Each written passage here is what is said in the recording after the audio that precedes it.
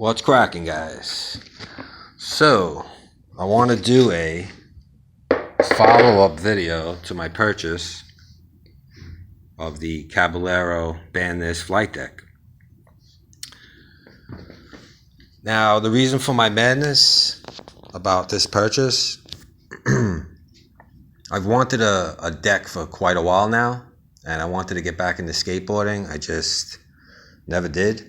I don't know why. It kind of upsets me that it took me so long to get back into it, but better late than never, I guess. And so I bought this deck from TGM on eBay, and they haven't been failing me at all. They've been great. So I made plenty of purchases now, and they're on point all the time. So with the delivery and the quality control, you know, the condition the product comes in, it's been great.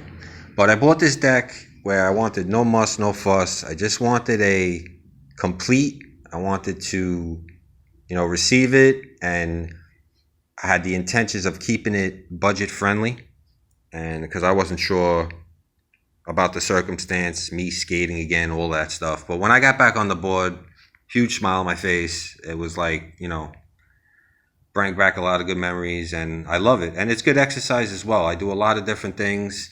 I cycle. I got my bikes around the house, all over. And, I got a lot of physical outdoor hobbies that I do also. And, things get expensive. I was trying to keep this budget friendly. I pretty much did. And so I wanted no muss, no fuss. Just wanted a deck. Just wanted to, get it, jump on it, and call it a wrap. You know what I mean? So I had the intention on upgrading as needed. So let's show you what I did. And pretty much, all right, receiving this deck, you got the wheels were a house wheel from TGM. My particular set were not labeled TGM. They have the labeled ones. Mine was just the same wheel without the label. And I'll show you that right now, actually, guys. Here's your wheel. This is the standard stock what came on my deck. And to be honest with you guys, these things are horrible. They're horrible. They have them labeled as like upper 90s when I read the description when I purchased the deck, and they're horrible. They're like soft. They're horrible. There's no way they're anywhere in the 90 diameter. I don't think so at all. So, but these were throwaway. I knew right away. Just riding the deck, I didn't get that, that feeling of what it felt like years ago, So I said, all right, goodbye, good night. These are gone. Toss that away. And I got me some Slimeballs. I got the mini vomits, vomit 2s, Got some G2s in here, Bronsons, but I'll get to that in a minute. So basically everything was cool with this deck except the wheels were throwaway and the bushings that come with the core trucks. Now these here are standard core trucks. They have the standard kingpin. The one beef that I do have with these trucks are the kingpin. For some reason, they're just really tall. And I don't know why they do that. It's like, it's not a problem for me.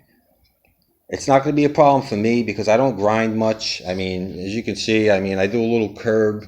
I do curb stuff, little curb stall, 50-50, stuff like that. Just have some fun, but I don't grind much, so it's not really a problem, but it does bother me, and I don't understand it because I don't see how a truck company can, just, like, I don't know, man. I just don't see why a truck company would have such a tall kingpin, rod. So I don't know.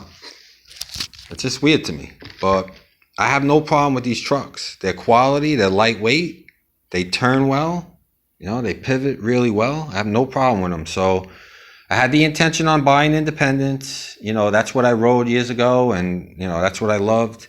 But I just don't feel the need, guys. These are light. I purchased Bones hardcore bushings because I heard good things, and pretty much they're excellent. I love them. I love them.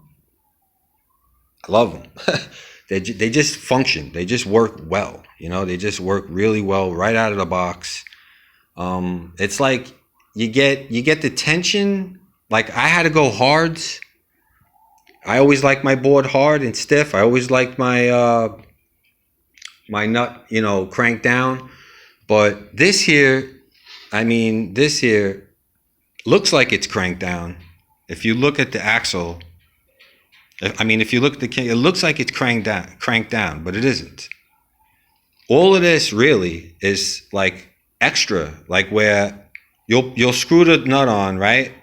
You take the nut, put it on, screw it on, and this is like all extra. Like you're not even doing nothing. You're not even compressing the bushings yet until it gets down to a certain point where, like in other words, this right here can now be cut off.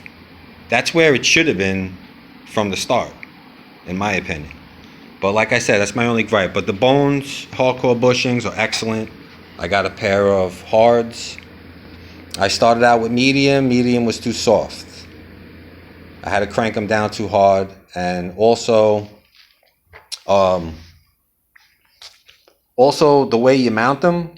Now, I can't speak on anything else but the core trucks.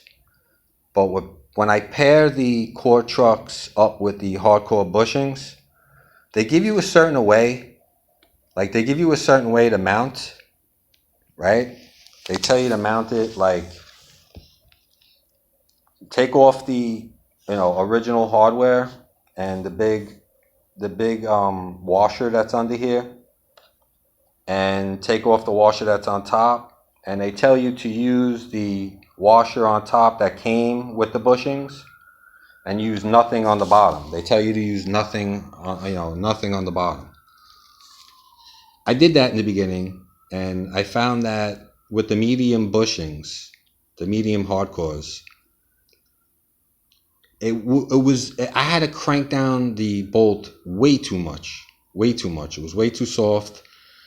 And then what I did was, instead of putting nothing on the bottom, right? Because I felt that with the core trucks, you can see with core, this here on the base plate, right, where the bottom bushing sits on, it's more narrow than the bushing itself. So the bushing hangs over on both sides, right? When there's no washer under there, when it's just sitting on the base plate. So the bushing just hangs over. And I feel that when I didn't have anything under here, it was like mushing. It was crushing too hard. So I took the original hardware from the top, the little washer, the little cup washer, and I put it underneath the bottom. And I saw people do that, and they said it was a better result. And sure enough, set up like that, set up with the little washer under there, right? So now it has something hard to sit on for the whole circumference of the bushing. And I put the stock Bones washer up here, and that was it. That was like it got everything out of the bushing then. It wasn't crushing so hard. It was like, it worked. It just worked well. So this is the setup I go with now. I put the little washer on the bottom, the cup washer, and I put the stock Bones standard washer on top, and it works great. So that's what I did. Hardcore bushings, replaced the bearings and the wheels, but the bearings were good. The bearings that came with the stock board were amphetamines, I believe, ABAC 5, and they were good bearings. They actually were. They were a quality ABAC 5. It's just I wanted something a little better, with a little bit more quality, a little bit more free spin and all of that. So I went with the G2s because I heard good things about the G2s. And let me tell you something, guys, man. They're not disappointing me at all, man. These things, they're smooth, they're tight, they're cranked down, they roll really well, they're silent. G2s are great, man. $20 shipped to your house. I can't see you going wrong. I like them so much that I bought a second set. There's my newest addition. That's a moose blank right there. I just recently put that one together, that setup, and I'm gonna do a video on that soon. Really, really cool, man. Really, really cool 80s fish shaped deck, man. And I'm right at home on it. As soon as I jumped on that thing, I was like, wow. You know? Yeah, little silly little grip job, but really cool, man. I got the G2s and the Slimeballs on there as well, but different Slimeballs, but we'll get to that in another video. But this deck here, man, this Caballero is excellent, bro. Excellent. Love it. Had to try a flight deck. They feel great. They're stiff, they're responsive, they pop. They just feel good under your feet. They're lightweight. They're just great, man. They're just, this deck, this is a beauty. I love this thing. So yeah, got the G2s. I mean, you can't beat them. $20 with spacers. I mean, come on, can't beat that, man. They're freaking smooth as hell. They're awesome. All right, so basically, this deck also came with 6mm risers, and I didn't like that at all. I felt like the deck was way too high. You know, I didn't like it. Maybe it's my age, I don't know, but I just didn't like it. So by the time the wheels were like 58mm, those stock wheels, and these are 54. So right there, you know, you're dropping down, 4mm, and then I got some 3mm risers instead of, the rubber like shock risers, and instead of the 6, I got the 3. So with all of that came new independent hardware, standard Phillips. You got your Phillips Indy hardware, really good quality stuff. But I had to do that, guys, because as you know, when you drop down, my original hardware, the bolts were like sticking up like this high. After I cranked it down, it looked really ugly, so I had to clean it up. So I cleaned it up, got my 1-inch hardware on there. Works really good, really, really good.